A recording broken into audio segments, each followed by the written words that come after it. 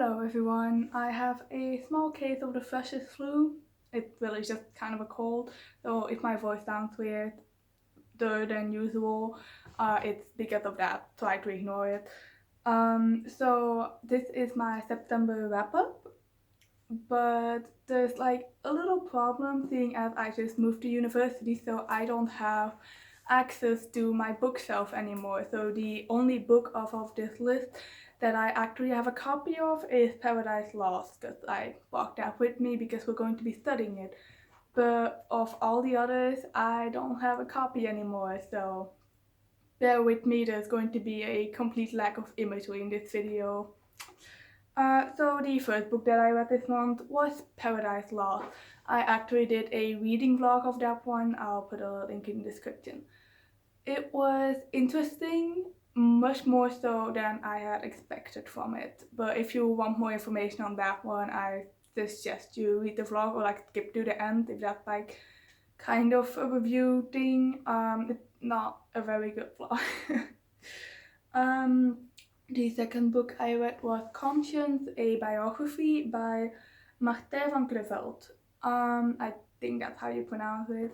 It was basically this, well, it's what it says on the tin. It is a history of the concept of conscience and how it developed throughout history. It was very much focused on the West. There were two parts of a chapter that focused on Japan and then also China, I think. Not sure about China, but yeah. But other than that, it was mostly like Greece, Nietzsche, with Germany, and like the usual Western philosophers, which didn't really bother me, but I did feel that it's not a very comprehensive history. It's really just a history of conscience in the West. But it was interesting. I think my main complaint with it is that the author, um, I do feel like he made a genuine attempt to be objective, but when it came to certain subject, especially modern politics, he completely dropped that effort. Like, he was objective for most of the book, or as objective as anybody can ever be, and then you get to a certain topic and he just completely drops that and gives his own opinion. This happened on stuff like vegetarianism, the health industry, feminism, I think. Did I have another example? Like the government, law enforcement. Like, yeah, it's like it's little bits and pieces. I could overlook it, but didn't really appreciate that. His views also don't align with my own, so maybe that did kind of also influence the fact that I didn't like those bits, but yeah, that bothered me a little bit. But overall, I don't regret reading it. There was like a point unrelated to the subjective bit where I almost dropped it, but I'm glad I didn't. I'm not sure if I would recommend it, but like I said, I'm happy that I read it. I do feel like I learned stuff that I didn't know before, even though I am pretty like new to everything that has to do with philosophy. So if you're like already an intermediate in the field of philosophy, then this might not be anything new for you. Then my favorite book that I read this month was Regarding the Pain of Others by Susan Sontag. It's a very small book. I again don't have it with me, but it's like this thick maybe. I think it was around 250 pages. Um, but yeah, it was very short, very concise. Like every word that was in there needed to be in there, and it was exactly the right word, which I really, really appreciated. I absolutely loved the writing. I thought that it was a very good example of how a non-fiction book should be written. She packed a lot of information, a lot of, well, not really theory, but a lot of like academical insight into a very short book. Um, but yeah, I did read certain passages twice because the language isn't very complicated, but it is, like I said, it's a lot of information. It's a lot to take in. It's also kind of a difficult subject. again, what it says on the tin regarding the pain of others. And I mean, regarding the pain of others, it's like about how we look at other people's suffering through the lens of like the news, media, stuff like that, which I find really interesting, especially because now with the internet we are all bewaged with news constantly. I just moved to the UK. I am hearing about the Brexit every single day, which I'm not sure if I would classify as suffering necessarily, but it sure as hell is a mess. So, very interesting read. I highly recommend it actually. And then the last one I read, because again, weird one, didn't really read all that much, is The Men Who Stare at Goats by Jon Ronson. I actually DNF'd this one, which I was very surprised by because I actually really like Jon Ronson. I read So You've Been Publicly Shamed and The Psychopath Test, both of which are like, if somebody asked me for non-fiction recommendation, those are two of the books that I will recommend first, because I think that they're very accessible but also very interesting.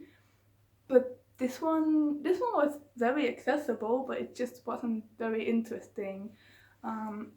I felt like I was just kind of watching a TV program, like one of those late night fun fact things.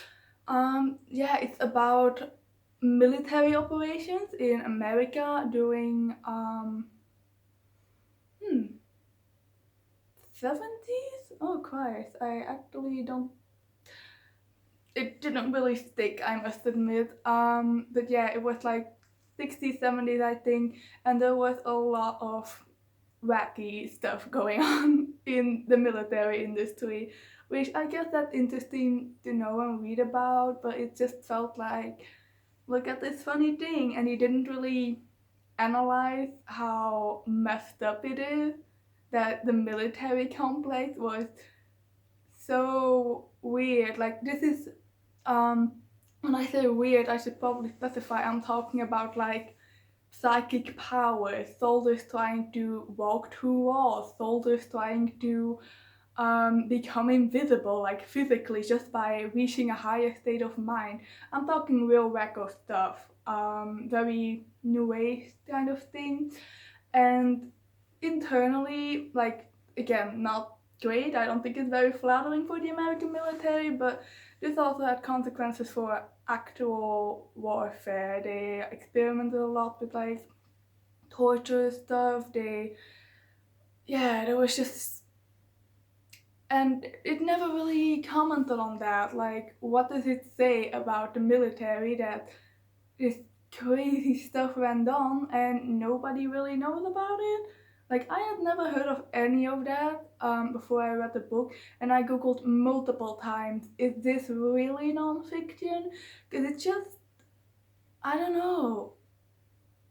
I don't know what to say about it. It's a very weird book, but I was really frustrated by how much it felt like laughing at things that I think are funny on the surface, but when you consider that the people doing all of this funny, how crazy stuff were actual soldiers doing a war, I think it all becomes a bit less funny, and that was never really explored, and I just kind of got bored with it. Like, okay, I get it, crazy. Like, I didn't have to hear about some dude trying to make a goat's heart stop by staring at it for the 50th time or something similar.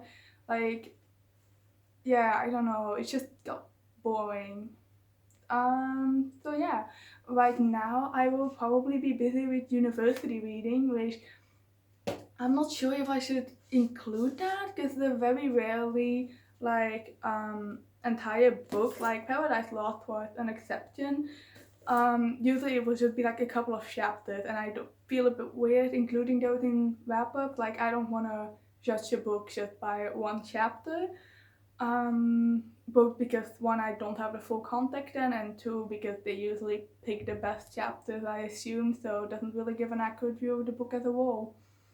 But we'll see about that, because if I read like nothing else, I guess I will have to figure something out for that. But that's all worries for later. Right now I'm going to focus on doing the reading in the first place and like actually studying it.